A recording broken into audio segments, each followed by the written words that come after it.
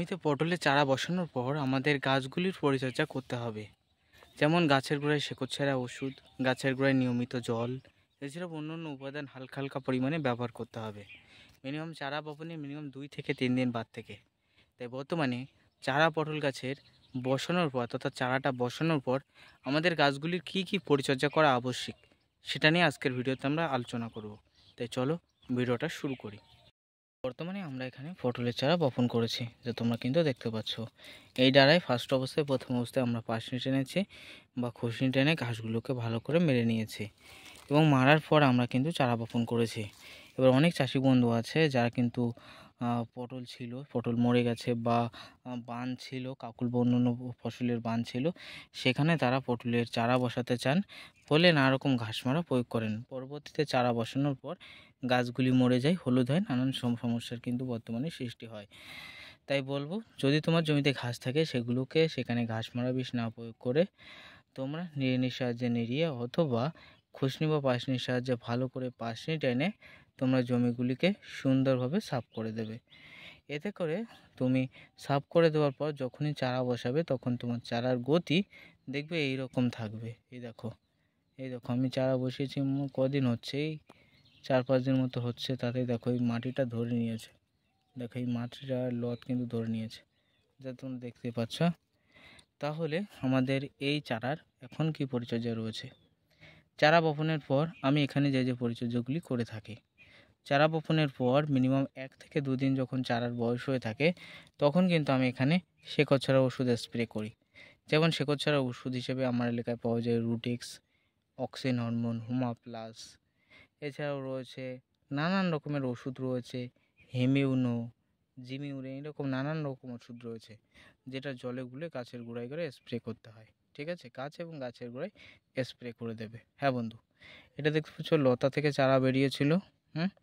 লতা থেকে চারা বেরিয়েছিল, কিন্তু তবুও কিন্তু এই চারাটার তেমন একটা গতি নেই বলে কিন্তু আমি একটা চারা এই পাশে বসিয়ে দিয়েছি। দেখো, তাহলে প্রথম অবস্থায় আমাদের যে কোনো কোম্পানির হিউমিক অ্যাসিড, ফলিক অ্যাসিড যুক্ত যে কোনো দানাদার শেকড় ছাড়া ওষুধ প্রত্যেক 10 লিটারে 10 গ্রাম, 15 লিটারে 15 লিটারে মিনিমাম 15 গ্রাম জলে গুলে ভালো করে গাছের গোড়ায় স্প্রে করতে হবে চারা বপনের একদিন বাদে। দেখা যাচ্ছে আজকে আপনি চারা বপন করলেন, আজকে ভালো করে আপনি গ্লাসের সাহায্যে জল দিলেন বা আপনার মাটিতে রস নিয়ে আপনি মেশিনের সাহায্যে জমিতে জলসেচ দিয়ে দিলেন।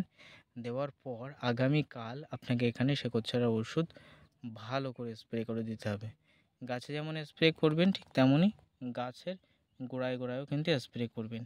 এতে করে কি হবে, গাছের পাতার মাধ্যমে হিউমিক অ্যাসিড, ফলিক অ্যাসিড গাছের শেকড়ে পৌঁছাবে, গোড়ায় পৌঁছাবে এবং গোড়াকে কিন্তু সে নির্দেশ দেবে শেকড়ের পরিমাণকে বাড়াতে।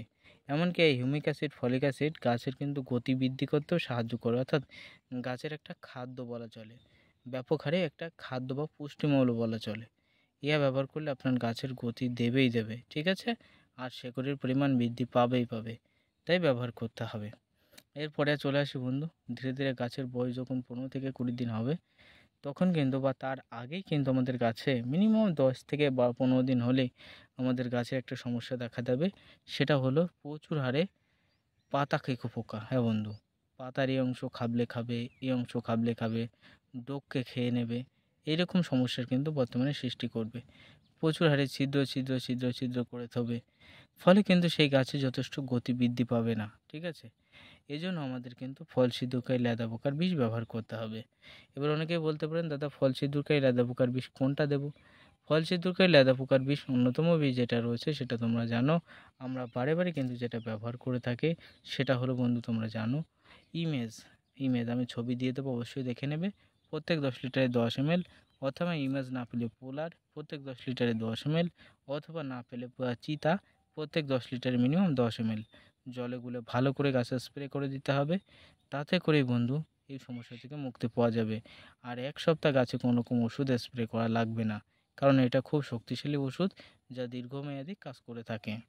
এবার চলে আসি গাছে ধীরে ধীরে সাদামাছিও কিন্তু আসবে। সাদামাছি তার পরবর্তী কিন্তু আসা শুরু হবে। তাই আমি রিকোয়েস্ট করব, আপনারা যারা ফল ছিদ্রকারী লেদা পোকার বিষ বা পাতাখোকো বিষ দেবেন তার সাথে সাথে অবশ্যই আপনারা কিন্তু সাদামাছির ওষুধ ব্যবহার করবেন। সাদামাছির ওষুধ হিসেবে প্রথম অবস্থায় একতারা থাইমোথেক্সান গ্রুপের একতারা ব্যবহার করবেন। প্রত্যেক 10 লিটারে মিনিমাম 5 গ্রাম মতো দিলেই হবে। দিয়ে একেবারে ফল ছিদ্রকারী লেদা পোকার ওষুধের সাথে ভালো করে মিশ্রিত করে আপনি গাছের গোড়ায় গাছে গাছে স্প্রে করে দেবেন।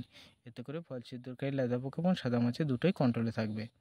তার পরবর্তীতে আপনার গাছের যথেষ্ট গতিবৃদ্ধি করার জন্য গাছের গোড়ায় পরবর্তী যখন 20 থেকে 25 দিন হবে, তখন 10 কাঠা জমিতে মিনিমাম 1 কেজি বা 1.5 কেজি পরিমাণে রাসায়নিক সার জমিতে জলসেচ দিয়ে গোড়া থেকে অনেকটা দূর দিয়ে এই গাছের গোড়া এইরকম জায়গায় সার ছড়িয়ে দেবো। এতে করে এখানে যখন আপনি ছড়াবেন, এখানে যখন আপনি সারটা দেবেন, সেই সারের অ্যাকশানটা ধীরে ধীরে ধীরে ধীরে ধীরে ধীরে মাটির ভিতর দিয়ে গোড়ায় পৌঁছে যাবে, শেকড়ে পৌঁছে যাবে। ঠিক আছে, বুঝতে পেরেছেন? তাই আপনাকে বলবো 20 থেকে 25 দিন হলে তবেই রাসায়নিক সার প্রয়োগ করবেন। ছোট গাছে 1 সপ্তাহ হয়েছে, 15 দিন হয়েছে, 10 দিন হয়েছে, সেই গাছে রাসায়নিক সার আপনি প্রয়োগ করলেন, তা গাছের গোড়া পচে গাছ মারা যাবে। ঠিক আছে? তাই আপনাকে রিকমেন্ড করব মিনিমাম আপনি কিন্তু সেখানে 10 থেকে মিনিমাম 15 থেকে 20 দিন ওয়েট করবেন বা সর্বোচ্চ 25 দিন ওয়েট করবেন। তার পরবর্তীতে রাসায়নিক সার দেবেন। ঠিক আছে? মাঝে সাথে সাব ফাঙ্গিসাইডও দিতে পারেন। সাব ফাঙ্গিসাইডের ভিতরে প্রচুর পরিমাণে ম্যানকোজেব থাকায় যা গাছের গতিবৃদ্ধি করতে সাহায্য করবে। বুঝতে পেরেছেন? বা ডাইথেনিয়াম 45 পাউডারও এখানে ব্যবহার করতে পারেন। তাই বর্তমানে চারা পটল গাছের কী কী পরিচর্যা করা দরকার তা মাত্র কিন্তু আমি 6 মিনিটের ভিডিওতে জানিয়ে দিলাম। তাই প্রত্যেক চাষি রিকোয়েস্ট করব, তোমরা পটল চাষের এর পরবর্তী কোন ভিডিও দেখতে চাও কমেন্টে কমেন্ট করবে, অবশ্যই জানাবে। আমরা তোমাদের জন্য নিত্য নতুন ভিডিও উপহার দেব এবং সেই সঙ্গে সঙ্গে প্রত্যেকে রিকোয়েস্ট করব তোমরা বেশি বেশি পরিমাণে ভিডিওটি শেয়ার করে দেবে, অন্য চাষিরা যেন দেখে উপকৃত হয়।